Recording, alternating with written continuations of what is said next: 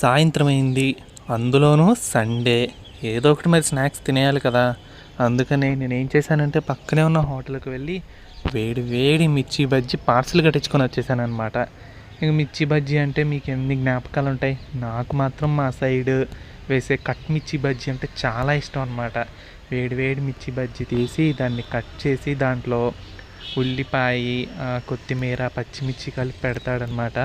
దాని మీద చక్కగా నిమ్మకాయ కోసి నిమ్మకాయ కూడా పిండుతాడు. అది కనుక అసలు తింటే ఎంత బాగుంటుందో.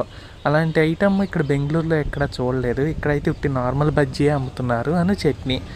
సో అవి తిని మాత్రం మన ఆంధ్ర, తెలంగాణ ఇటువైపు ఎక్కువ కనపడుతూ ఉంటాయి అనుకుంటా.